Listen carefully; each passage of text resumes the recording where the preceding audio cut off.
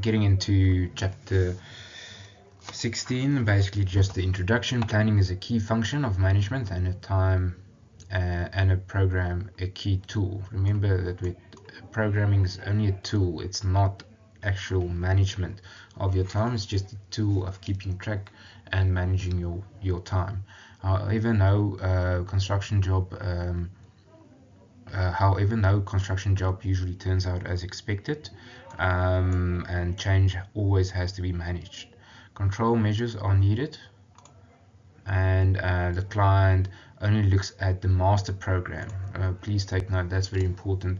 He's not really interested in the other managing programs or so. He's only looking at your master program.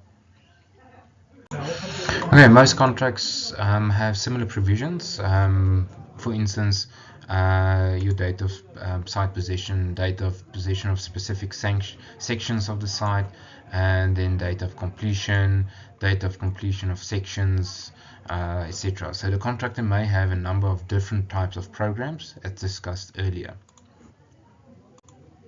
And then early warning systems. This is a very practical thing that you guys can use. Is many of these programs actually has tools like you can put in little diamonds or arrows that just helps you to locate areas. So you've got like, for instance, order, information required, nominations, deliveries, sample improvement, design approval, site measurements, and then actual progress. So this is just a few items that you can use. This is more practical. I'm not going to test you guys on this. So okay, then your progress and delays, progress reporting. Example of events: the contract is frequently delayed. So you can go read through 16.6 for me, which is all about progress and delays, and it's very important that you guys do read through this. And I'll probably in the near future have a bit of a informal assessment on this. So please make sure that you guys know what a contractor risk event is. For instance, delay by the subcontractor, weather delays, labor, and employer risk events such as variations in designs, changes, late possession, again, then other reasons. So you guys must be able to discuss 16.6 for me. Okay, then progress reporting. The purpose of progress recording is to provide a record of weekly and progress in order to assist the construction director, contracts manager, and the site agent, and to inform the monthly site progress meeting with the architect and his administrator, basically to keep track of what's going on. Then you have many procedures to assist you in this. In this chapter you can easily see they've got this little diagram that's included here. So I'm going to go to 16.4. Okay, so 16.4, if you guys have read through 16.7, is your procedure for recording progress, your progress recording procedures and practice, recording on the bar chart, etc. You guys can just read through that for me. What I want you guys to look at for me though is this 16.4, and it gives you an example of your earliest event and your latest event. So this is your projections of your cash flow or valuations of value that you've done. So you've got your earliest event for your valuation, which is your optimistic evaluation, which goes up there, and then you've got your latest event, which is your more pessimistic view. So this is now the one in green that I'm dotting. Okay, can you see there? So it's your latest event valuation, and then this is your earliest event. What's the quickest that something might happen? Okay, and then obviously you get your actual and I'm going to mark that in yellow so that this is your actual. Okay, so what they basically did is they had an optimistic view and a pessimistic view, and then you have your actual earned value that you could create. So please note that you have a ahead of schedule. Just put it back on red. You've got your ahead of schedule, so it's on this side. Behind on schedule, which is now where's your behind? Here's your behind, your 78. There's your behind. Okay, and then anything in between this area here is on program. Okay, so there's basically a bit of a float that you've got here. So you will see here is 110, and it means that you're on program. So you guys can see this. This is a bit of a theory question that I might ask. So please go through this section. It's very straightforward. Just to remember that. Okay, then you need to go through your delays. I'm not going to go through this. This is very much theory that we've actually dealt with before, where the employer is at fault, where the contractor is at fault, where no one is at fault, force majeure as usual. So you guys have done this in CCM, so I'm not going to repeat this. But you will have to know or draw from this information when you do your discussions. So please don't neglect this. Then we focus on your type of delays. You've got your delay event, which is if you go on page 360, you will see your delay event. It refers to something that happens or a set of circumstances that arise that lead to a delay. The delay event may be the responsibility of the employer or the contractor, or may be beyond the power of either party. Okay, so that's a delayed event. It's an event that causes the delay. Then you've got culpable delay, where the delay is the fault of the contractor. This is also referred to as a non-excusable delay or contractor delay, but we'll have a look at culpable later on. It just means someone is to blame for the delay. Then you've got a non-culpable delay, where the contract is late through no fault of his own, which is your items, for instance, late in issuing of information. And then you've got your neutral delays, and the neutral delays is divided into different sections. This is where the delay is caused by factors beyond the control of either the contracting parties, but does not mean that neither party bears a risk. Okay. Neutral delays at the contractor's risk is bad weather, okay, late delivery, delay by subcontractors. Okay. Neutral delays for the employer's risk is exceptional bad weather, discovery of ancient artifacts, strikes affecting the site work, off-site manufacturing or transport. Okay, and then you've got your concurrent delays, is where two or more delays happen simultaneously. Okay, so all of these things lead to extension of time. So your extension of time is very important for me. You must be able to learn this, or you should learn this. It comprises the following: through specific clauses in the contract. Extension of time is usually for specific events beyond the contractor's control. Procedures for the contractor to follow when making an application. Okay, he has to give notice at least. Then the procedure for the contract administration to follow when giving consideration to the contractor's application. Okay, so there's procedures how to claim for it, there's procedures how to accept it or reject it. Okay, so please don't just only learn these three bullets, just read through the sections later on. I want you guys to please read through 16.9 for me to get background, so that you guys can actually extensively discuss the items that's listed there. Okay, then we get to the principal agent. Either he grants the contract the extension of time, or and he should state the reason, and then he should review the situation later, give a relevant notice, and then calculate the time and cost implications of that. Okay, so that's more or less the procedures, very short, a shortened version of that. Then the rest of the chapter goes through the practicality of delays. So I want you guys to read through it so that you will be able to actually answer certain actions of delays and as planned, um, or if it's not planned. Okay.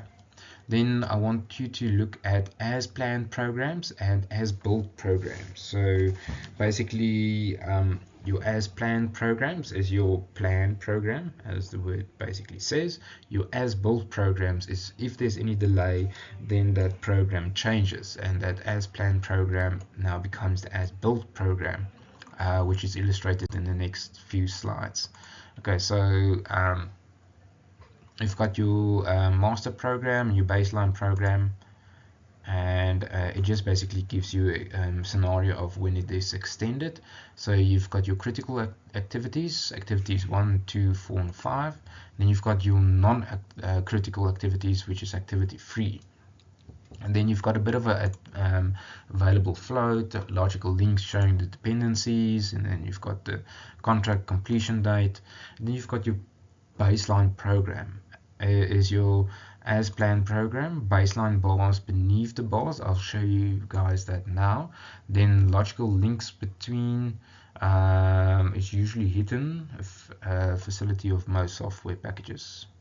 Okay, so your logical links, you guys can you know what that is. That's basically just linking your items with each other. Okay, so that was the planned section. Now we get to the progress. At week 4, the baseline program is shown. Okay, the progress is shown with a jagged line at week 4. Piling is 70% complete, behind on program. Your pile caps is 10% complete, also behind on program. Other activities have not yet commenced. Other activities has not yet commenced. Then you do your rescheduling accordingly, and the program is updated for progress, incomplete and yet to be started activities are moved to the week 4 progress line. Then the baseline remains in place. The baseline is shown. I'm going to focus on that now. Then a delay of 4 days is indicated. Okay, then just take note that the delay shown in figure 16.8 are contracted risks event, which the cause of the delay is the contractor's responsibility under the contract, e.g. bad weather, slow and inefficient working, late delivery of materials, and lateness of the part of the on part of the subcontractors. Okay, so that's the scenario in the background. So here you can see in 16.7, this is your planned program. So your displays using Project Commander. Okay, we usually have CCS or Microsoft Projects. Commander haven't worked on yet, but it just gives you a program with all the linkages in, and then it's the same program just given here underneath with your baseline underneath. Your Microsoft Project, that little line is the same in Microsoft Project. Microsoft Projects just give you the opportunity to keep the links in here and to show all the information like this. Okay, so this was before the project started. Now during the project there was the delay that we spoke of earlier. So you can see this is where the actual progress is. Okay, and this is where it was supposed to be. Okay, so this is at week 4, this was where the project was supposed to be. So now what the program does is all they did was they moved the entire program out, and so that item is still not complete. That item still has quite a bit of work to do. This one had the float, the 2 weeks float that they spoke of. Okay, so that can start on that delay, and then you can see that this item's moved out. Okay, so this is still on the baseline. This one moved out because that one is linked to that one, and that moves out, and that one is linked to that one. But you can see your baseline stays intact, and it shows this was your planned program which has been extended. Okay, fairly straightforward. So you must be able to indicate to me what a baseline program is. It's basically a baseline, a snapshot of what your original design was. Okay, then they continue with the discussions, and then revise program at week 4, update. Your logical links is unhidden to show dependencies, including 2 employer risk events impacted after the week 4. And the update, 10 days delay for the redesign of the rebar to the ground beams, and then a further 8 days delay for off-site fabrication of the new rebar. Then your progress at week 8. So now we take a snapshot at week 8. The update for the progress is as follows, then showing your revised completion date to be 12 plus 3 days. So your overall delays is now 8 days. So you've got your 8 days that was added, and then we're going to show it now to you. So the delays in 16.9 are partly contractor risks and partly the employer risk events. The employer risk events are where the cause of the delay is the employer's responsibility under the contract, and delays instructions exceptional, including weather, unforeseen ground conditions, as this case design variations underground beams. So basically what it says is 10 days delay for redesign of the rebar to the ground beams, and then a further 8 days delay off-site fabrication of the new rebar. So it's basically 8 days was for the contractor, the rest was for the employer. Okay, so if there was a claim evaluation that had to take place, this would be the case. Then your overall completion date is 8 days. The contract completion delayed from week 10 to week 12 is 3 days added, and then less your contractor delays event, 4 days. Contractor was incapable delays of the piling and caps activities, so basically he had 4 days delay of that, and then therefore the employer risk events is 4 days. So basically this just evaluates that 4 days of the total delay was for the contractor, and then 4 days was for the client. Okay, and it just shows you that further delay. So let me just get to that. Let's focus here on the bottom. So here was your first delay, which pushed your program out, and then you have your let me just go to 16.9.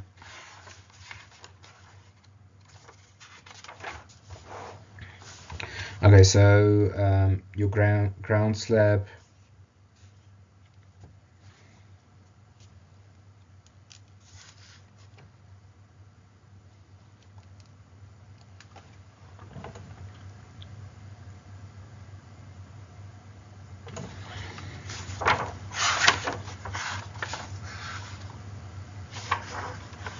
okay, your original completion date was here at the 11th. Sorry guys, the quality is a bit isn't too good on this on this little snapshot that I took, but you guys can have a look on page 373 where it's actually shown what the original completion date would be, and you can also see that this is where the original baseline was. So with all the previous work, you can see that there was an entire delay of 8 days. Okay, so this is now after 8 weeks. The previous one had a delay up to that point, which is shown on page 374, 16.8. Okay, so that's more or less the delays So the project moved out with 8 days to that side. So I would advise you guys just to read through this example for me again, and just familiarize yourself with it. Just as a closing note is, even though the employer risk events amounted to some 18 days, the contractor extension of time entitled is only 4 days. Okay, so this is the whole scenario. So the entire project moved out with 18 days. This is because the overall delay was only 8 days, because the ground beams activities was non-critical. Okay, and then and it had 10 days float. Okay, so that's where that 10 days fell away. Then the contractor was also culpable for an amount of 4 days. Okay, so that is how they got to the 8 days delay with 4 days of the contractor's responsibility. Okay, so I hope that makes sense. If you do struggle with it, please pop me a mail or give me a ring, and then I'll try and resolve it for you. Okay, thanks guys. And then just on page 375, there's a few last items that I just want to highlight for you.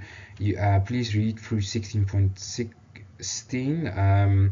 Here they talk about the project has been delayed for one reason or another. The contractor may wish to bring forward the completion date, or may be asked to do so by the client. If the contractor is not at fault in these circumstances, he should be paid for this trouble and effort through the separate agreement with the client.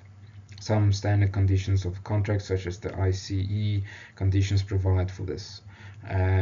There are several types of accelerations which have different legal meanings. Okay guys, so these items, pure acceleration, constructive acceleration, and expedite accelerations, is not too important for me. It's legal terms, but for our purposes we're not going to focus on that too much, because it is quite technical, and we don't usually work on the ICE contracts. It basically just means what we discussed now is there's 3 delays. Either it is for the contractor's cost, no one's cost, or the employer's cost. So those are the main 3 focus areas that you need to know about your delays. Thanks, bye.